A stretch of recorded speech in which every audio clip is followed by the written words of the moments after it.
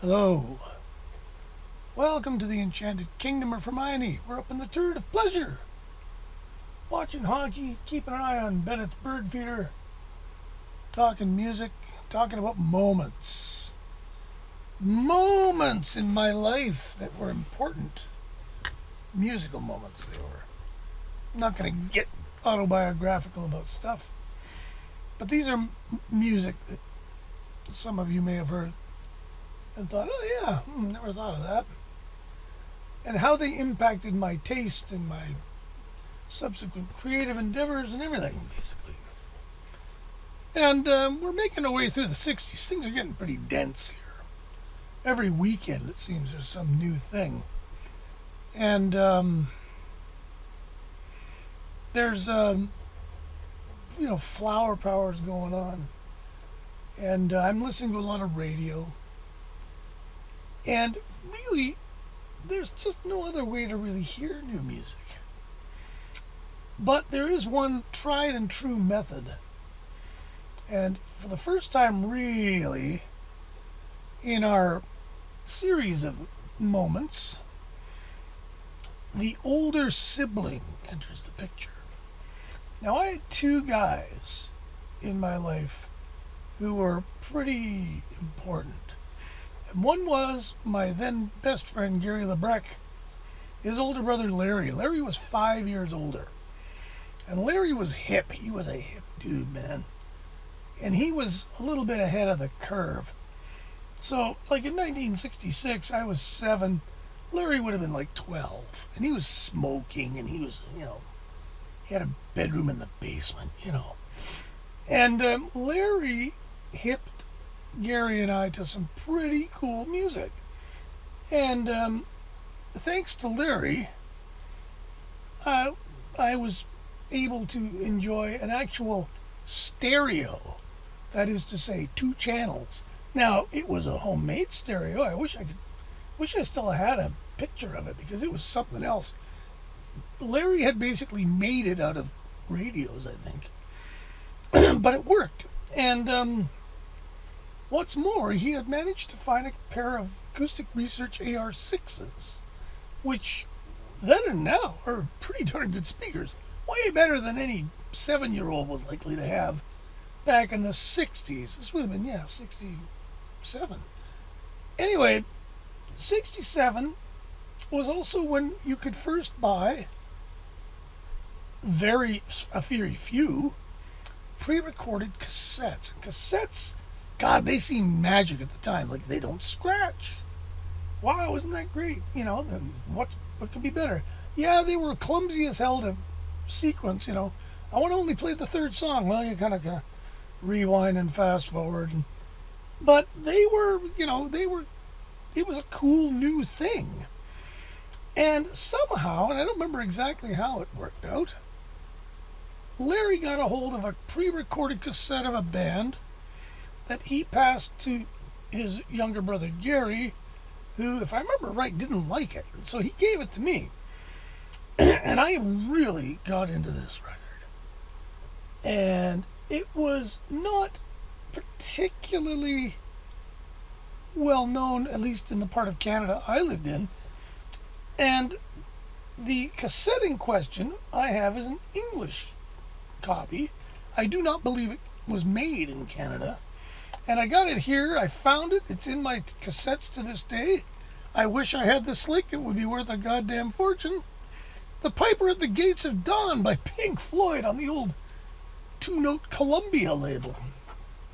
And this still plays. There's a big chunk out of it, sadly. But it does work. Wow, this has been through a lot of things. Now, if you look on this, you'll see little marks in pen on the label. That was my way of approximating where the songs were, using the reels to line up, which only worked if there was something bright in the back of the window there. But I played the absolute bejesus out of this. Oh, this really is kind of buggered. I wonder what happened to it. Anyway, I dared get rid of it. This does not have See Emily Play on it, because as I said in the previous video, British record labels didn't like to put the singles on the albums. See Emily Play did come out, I think, on the American versions of this. But I never heard See Emily Play for a long time, till Relics came out. However, this record was really game-changing for me. This came out, I think, just a little bit after Satanic Majesties. Now, Satanic Majesties was a pretty big one, too. I didn't give it its own moment because by that point I was buying every Beatle record and every Stones record pretty much as they came out. And so the Beatles and the Stones were still humongously important. But I wasn't having epiphanies with each new release as such. I mean, I kind of was, in a way. Because when I bought Sgt. Pepper's, it was like, this is different. And same with Satanic Majesties. My parents hated. They just hated it. What is this weird monkey music? Gee whiz. And they, of course, the Stones have been busted for drugs. I was actually forbidden to buy Stones records because I was supporting their drug habits, they said. But Pink Floyd kind of trumped everybody. The Beatles, the Stones, everybody. And this would have been in the probably fall or winter of 68. But I've got August 26, 67, because the moment that I want to talk about here, and this is a little different than the other ones, because this moment did not impact me at that moment. At least I didn't know that it would. Because with the release of this record, I became a die-hard Pink Floyd fan. Couldn't get enough of them. And little did I know that probably even before I heard this, because I got this, it was pretty new when we got it. Would have been like, Christmas of 67 maybe. Little did I know that, and I've done some research on this. I think I'm right. I'm not going to pound the ground and say, by God, I am right. But August 26, 1967 was Sid's big weekend.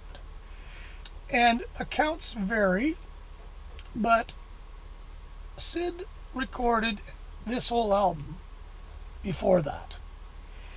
And then they were doing promotional stuff, I guess, and they were doing everything, TV appearances, gigs, the whole ball of wax. And somewhere, and the closest I've been able to narrow it down is August 26th, because he wasn't in the studio and they weren't playing gigs. Sid apparently went to a party where something happened. The smart money says he was dosed with way too much LSD and maybe a whole bunch of other things as well. We don't know. And there's also significant evidence that Sid already had a couple of mental problems already. And the combination of events pretty much just changed him forever. And his manager said that he saw him immediately afterwards, and he said he was just like a gutted candle. He just suddenly couldn't really function properly. And that was the moment, really, that Pink Floyd kind of died. Because, which is weird, because they did subsequently put out Apples and Oranges single, which is, I never heard forever, for the longest time, which is fantastic. An amazing single. B-side was a Rick Wright original, which was nice, and a very nice Rick Wright original. And then they recorded a couple more songs. Both were supposed to be, well, I think they recorded what was going to be their next single, which was Vegetable Man, Scream Thy Last Scream. These were pretty weird. They were giant steps forward from even this. And the label sort of didn't like it. They thought it wasn't going to sell. And I'm not sure what the truth is, but it didn't get released until just very recently in the gigantic, hyper expensive box set that I was sucker enough to buy. And amazing. And there was a couple of other songs. There was a song that ended up getting called In the Beech Woods, but I just saw a thing somewhere where they put one of his solo songs on top of it, and it worked. So it was apparently, I guess, an early version of that song. And he also played on a couple of songs very minimally, like I think he plays on Set the Controls for the Heart of the Sun, just a little bit of slide guitar. And I think he plays on Remember a Day, maybe. But you can barely tell he's there if you listen. And then, of course, he played and wrote Jug Band Blues. Really the last thing he did with them, which got tacked on to the end of their second album. And then he was gone. They basically kicked him out of the band, which is just as well because he could barely function by that point. He did come back and make 2 solo records, and they are curious records indeed. The first one, there's several complete breakdowns where you can't, and it's a little bit of a sad experience to listen to these records, even though they're charming, especially the first one. Soft Machine plays uncredited on it, which is weird. And they're trying to play along with his original tracks where he can't count to 4. So they give it the college try. And they've subsequently released those things, and they were pretty good. Some of them, I think 2 of them made the album. And then there was a bunch of outtakes. But really, that weekend, that was the moment that Pink Floyd, you could say ended, or you could say suddenly became a completely different property. And you could argue that once Sid was no longer writing for them, they were completely screwed because they couldn't write songs. And they tried, Rick Wright tried to do a single called It Would Be So Nice, which is okay, a nice little song, but Pink Floyd loathed it. They basically refused to ever re-release it. They just embargoed it. And then they did a single called Point Me at the Sky, which is muddled but kind of okay. But again, it's just, they don't have the singleness of purpose in the Sid songs. And then they went into long jams, and they went into this, and they really didn't figure out what to do until they did Metal. And Metal is, when you think about it, a 4-song record. Because Saint-Tropez and Seamus don't count, they're garbage. But the rest of it really defined what Pink Floyd ended up being, and continued to be right up until their very end. So Pink Floyd have always been 2 really different bands in my world. And so on August the 26th, 1967, the first Pink Floyd world started to morph into the second Pink Floyd world. And literally by January, the end of January, that transition was complete, and Pink Floyd was just a whole different thing. And I remember this record very fondly because things like Power Talk Itch is just, to an 8-year-old, you're like, wow, what is this? And I still listen to that record with great pleasure. I bought it about 4 times. I finally bought the box set with the extra track from the French single and, the total sucker job. I don't give a shit. I got the mono mix. I got the stereo mix. I love them both. And I'll always have a real soft spot for Sid's Pink Floyd till the day I die, I'm sure. So there you have it. Thanks for watching. And don't forget to subscribe and all that, and see if we can get up to 1,000.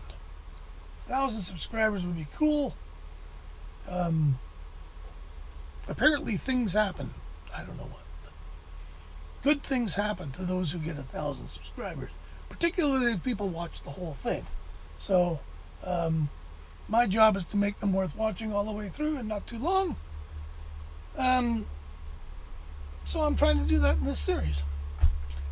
Thanks for watching. Take care of each other, and we'll talk to you soon.